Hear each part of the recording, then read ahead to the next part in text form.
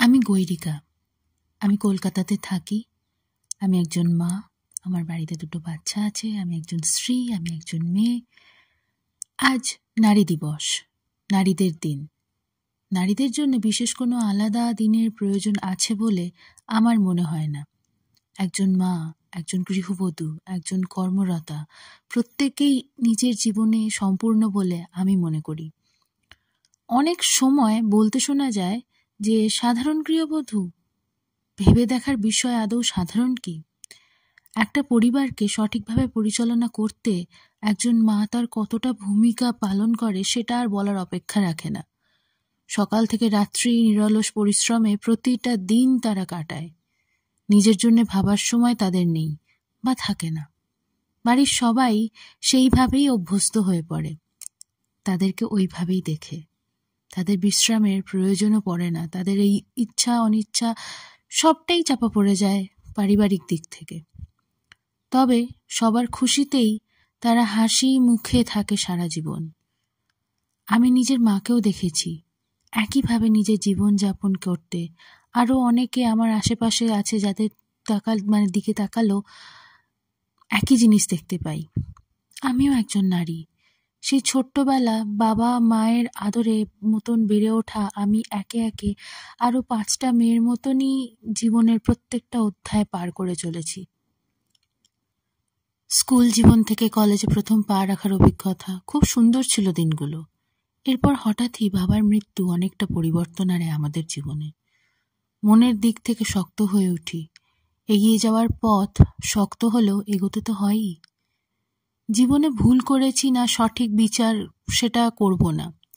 পরিস্থিতি যাই হোক না কেন নিজের লড়াই নিজেকেই লড়তে হয়। একজন গৃহবধূর জীবন আমি নিজেও বেছে নিয়েছি বিভিন্ন পরিস্থিতির জন্যে, আর নিজের মেরুদণ্ড শক্ত করার আগেই ভিন্ন শহরে ভিন্ন পরিবেশে চলে যেতে হয়েছে আমার স্বামীর সাথে। একমাত্র সন্তান হওয়ার কারণে আমার বাড়ি থেকে অনেকটা দূরে থাকা কিছুটা চিন্তার কারণ ছিল। কারণ আমার মা যে একা। জীবনের পরবর্তী পর্যায়ে আমি একজন মা হিসেবে নিজের ভূমিকা পালন করে চলেছি। পরিবার পরিজন আর তাদের ইচ্ছা অনিচ্ছাই আমার জীবনের মূল মন্ত্র এখন। অভিযোগ অনুযোগ বিহীন জীবন। ভীষণই সাধারণ একটা জীবন আমার। অসাধারণ কিছু বলার মতো নেই।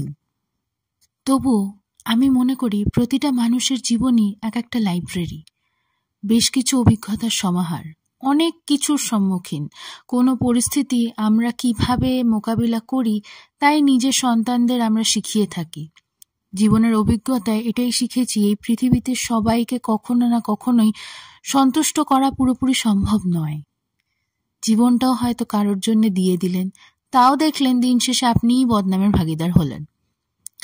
প্রত্যাশাহীন মানুষগুলোই অনেক সময় অবহেলার পাত্র হয়ে থাকে কিছু ক্ষেত্রে। এরপর আমার জীবনের আর এক ধাপ নিজের শহরে ফিরে আসা। নিজের জন্য কোনো দিন আলাদা করে ভাবিনি, কিন্তু ভাবতে শুরু করি। কিছু মানুষ হয়তো ঈশ্বর রূপে আমার জীবনে আসে, তারা সব পরিস্থিতিতেই আগলে রেখে সঠিক পথে চলতে জোর দেয়। আমারও জীবনে একজন ঈশ্বর রূপে আসেন কঠিন সময়ে। না, কারোর উপর নির্ভরশীল হয়ে নয়, নিজের মেরুদণ্ড শক্ত করে চলতে উৎসাহ দেয়। চলতে শুরু করি নিজের জন্যে, বাঁচতে শুরু করি নতুনভাবে। সন্তানদের কাছেও একটা নিজের ব্যক্তিত্বকে সঠিকভাবে তুলে ধরার একটা প্রচেষ্টা করে যাই মাত্র। হারতে না শেখার মন্ত্র বলতে পারো। নিজের কমফোর্ট জোন থেকে বের হলেই হয়তো নিজের জীবনের নতুন রূপগুলো ধরা দেয়, সেটাই বুঝলাম।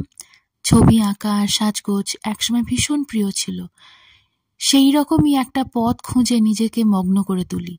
ছোট্ট শিশু, বৃদ্ধা মা, সবার সাথে তাল মিলিয়ে জীবনে এলোমেলো অধ্যায়টা একটু সাজিয়ে তোলার চেষ্টা। নিজের জন্য বাঁচতে যাওয়া হবে যে, এখনো অনেক পথ বাকি, পাড়ি দিতে হবে অনেক কঠিন পথ।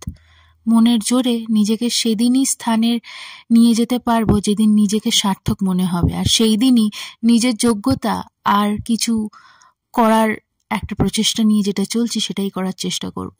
আশা করি আমার এই জীবনের ছোট্ট গল্পটা কারোর খারাপ লাগবে না।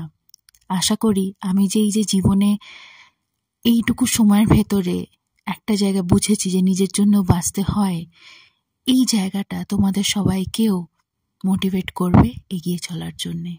ধন্যবাদ গাইডেন্স সিটি, ধন্যবাদ।